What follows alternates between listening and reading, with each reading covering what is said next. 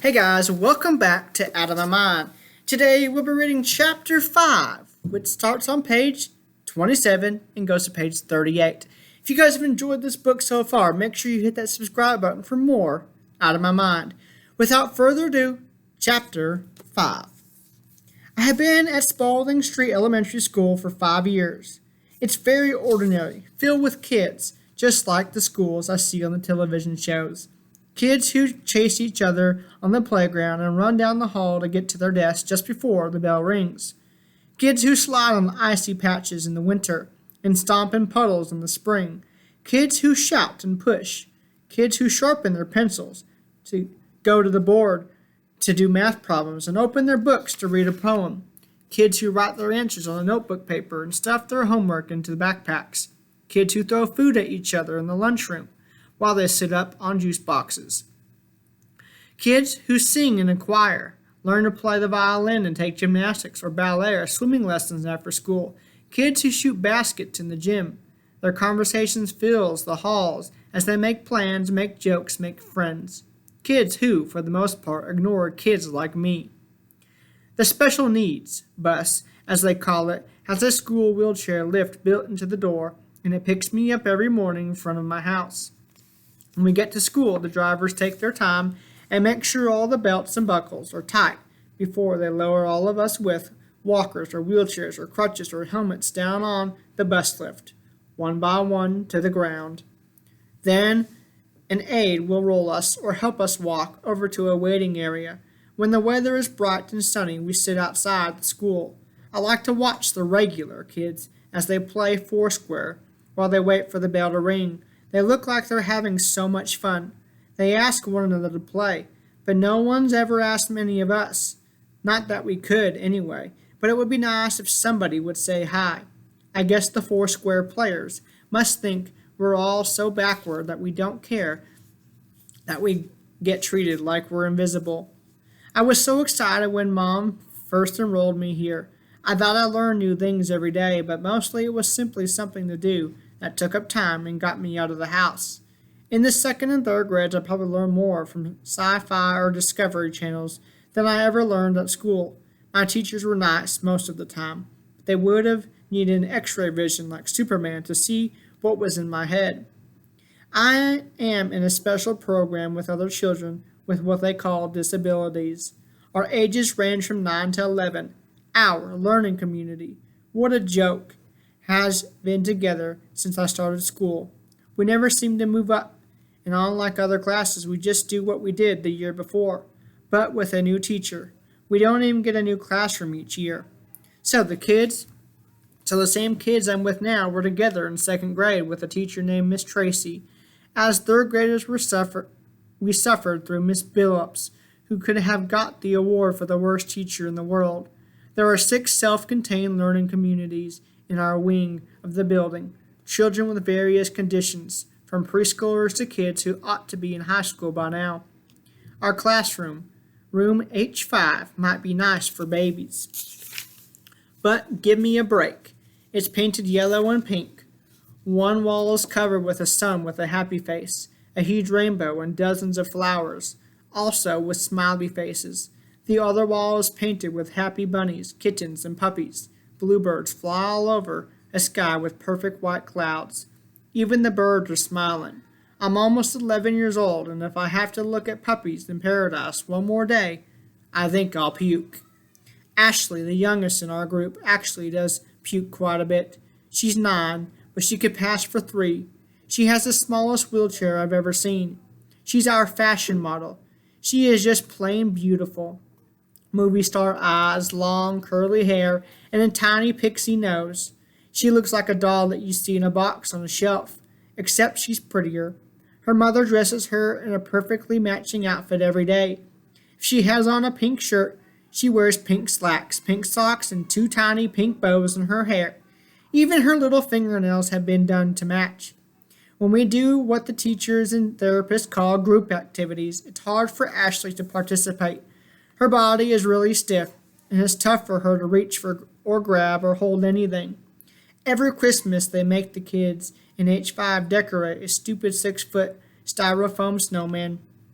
I don't know what the children in the regular classrooms get to do, but I know it's close to holiday time when whatever teacher we have that year pulls things out of a closet. Miss Hyatt, the kindergarten teacher, loved that messed up snowman, just three huge balls of yellowing styrofoam stuck together with pins and pipes.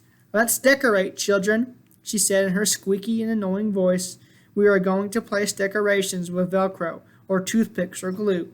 Whatever works. On Sydney, our H5 holiday snowman. I don't know how old the snowman was at that point, but poor Sydney could not stand up straight. It leaned like a drunk who needed the wall to hold it up. Miss Hyatt gave us green snowflakes. Green. We were the dumb kids, I guess we weren't supposed to care. Brown garland, stars in purple and pink. Do you like the snowman, Ashley? Miss Hyatt asked her. It's almost impossible for Ashley to communicate because her body is so tight. Her talking board has just two words on it, yes and no. She turned her head slightly to the left for no. I bet she wished she could knock the thing down. Compared to Ashley, Carl is huge, even though he's just 9. He's got a special wheelchair that's extra wide, and it takes 2 aides to lift him in and out of it. But he's good with his hands. He can move his own chair, and he can hold a pencil well enough to write his name and stab a snowman. Carl sticks pencils and rulers into the snowman's torso and pens into its head. Miss Hyatt used to clap her hands and say in her little squeaky voice, "Good job, Carl. So very creative." Carl would just laugh. He can talk, but only in very short sentences that usually have 2 parts. He has very strong opinions. Snowman is dumb. He'd yell very, very dumb. I think he hates the snowman as much as I do. One year he pinned a diaper on the back of another on the front of the bottom third of the snowman. The teacher let them stay. Carl knows diapers. When he poops in his pants, which is almost every day, the whole room smells like the monkey house at the zoo. The aides are so patient with him, though. They snap on their rubber gloves, clean him up, change his clothes. He always wears sweats and sit him back in his wheelchair. Those aides deserve medals.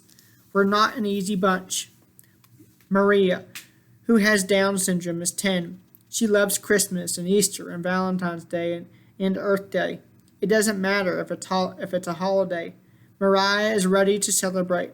She's wide around the middle, and little like our snowman, but Maria talks all the time. She's fun to be around, even though she insists on calling me Melly Belly. Every year when it's time to bring out the ancient snowman, Maria jumps and cheers with real excitement. I'm pretty sure she's the only kid in our class who truly likes it. It's time for Sydney, the snowman, she gasped. Can I put his hat on? Please, please? Can I give him my red scarf? Sydney will love my red scarf. Miss Hyatt and every teacher after her always let Mariah take charge of the green paper cutout candy canes and the purple striped stars cut from wrapping paper. Maria kisses each decoration before attaching it with Velcro to the snowman. She hugs Sydney each afternoon before she goes home, and she cries when it's time to put Sydney away each year. Even though she has trouble figuring out complicated stuff, Mariah understands people and how they feel. Why are you sad today, Melly Belly? She asked me one morning a couple of years ago. How could she have known that my goldfish had died the day before? I let her give me a big hug, and I felt better. If Maria is our hugger, Gloria is our rocker. She rocks for hours in the corner under one of the dumb smiling flowers. The teachers are always trying to coax her out, but she wraps her arms around herself, like she's cold and keeps on rocking. She's autistic, I think. She can walk perfectly well, and she talks when she has something to say. It's always worth listening to. Snowman makes me shiver, she blurted out one day when the classroom was surprisingly quiet. Then she curled up in a corner and said nothing else until it was time to go home. She's never added one decoration to our snowman, but she does uncurl and seem to relax when a teacher puts on a CD of holiday music. Willie Williams, yes, that's his real name, is 11. I'm not sure what his diagnosis is. He yodels like one of those Swiss people in a mountain climbing commercial. He makes other noises too, whistles and grunts and shrieks. He's never ever quiet and never completely still. I sometimes wonder if he makes all those noises and movements in his sleep. When Sidney the snowman comes out of whatever box they keep him in during most of the year, the teacher has to keep Willie at a distance because he'll knock the wobbly thing down. Willie's not trying to be mean, it's just that his arms and legs are in constant motion. He can't help it. Miss Hyatt was the first teacher to witness Sidney topple over. Why don't you add this bright pink bow to our snowman? She had squeaked to Willie that first year. All arms and movement, Willie tried, but the stupid pink bow went in one direction, and poor Sidney went in the other. 3 separate balls rolled across the room. Willie shrieked and whistled. I think I saw him smile as well. Now, if Miss Hyatt had given Willie a baseball to glue to the snowman, it would have been placed more carefully. Willie loves baseball. Our first grade teacher, Miss Gross, liked to play guessing games. Willie just burbled if the questions were about butterflies or boats, but watch out if the question was about baseball. He screeched out the right answer before the yelps and bellows took over. Who was the first baseball player to hit 60 home runs in one season? Miss Gross asked. Babe Ruth. Then a screech. Who broke Babe Ruth's record of 714 home runs? Hank Aaron. Whooping noises. And who is the all-time hit king? Miss Gross seemed to be astonished at Willie's knowledge. Pete Rose. 4, 2, 5, 6. Eek. And who holds the lifetime touchdown record? Silence, not even a squeak. Willie doesn't bother with football or snowmen. Sometimes when I look at Willie, though, I get the feeling that he really wishes he could be still and silent. I watch him as he closes his eyes, frowns up his face, and concentrates. For just a few minutes, he's quiet. He takes a deep breath, like a swimmer coming up for air. When he opens his eyes, the noises start all over, and then he always looks sad. Jill uses a walker because her left foot drags little, and she walks. She's thin and pale and very quiet. When Sidney comes out for the season, Jill's eyes are almost blank. It's like the light has been clicked off. She cries a lot. Miss Gross used to put decorations in her hand and try to make it easy for her to join the activity, but it was just like helping a store mannequin. I heard an aide say she was in a car accident when she was a baby. I think that's awful to start out okay, then lose the ability to do stuff. Freddie, who's almost 12, is the oldest in our group. He uses an electric wheelchair. He loves the thing. He tells me every chance he gets, Freddie go zoom, Freddie go zoom. He grins, pretends he's putting on a helmet. Then he pushes the controller to its max position and takes off across the room. Of course, his speed control has 2 settings, slow and slower. But to Freddie, he's at the racetrack. He zooms his electric chair around the raggedy old snowman, tossing velcroed stars and bells at it, asking Snowman go zoom, zoom? Well, after Willie sent it flying and Carl tried to stab it with pencils, I guess it was a fair question. Every year Freddie adds his own touches to the snowman. NASCAR and NASA decals like the ones on his chair. If you ask Freddie what date it is, he can't tell you. But if you want to know who won the Daytona 500, Freddie will know. And then there's me. I hate the stupid snowman, but I toss tinsel at it like they asked me to. It's easier than trying to explain.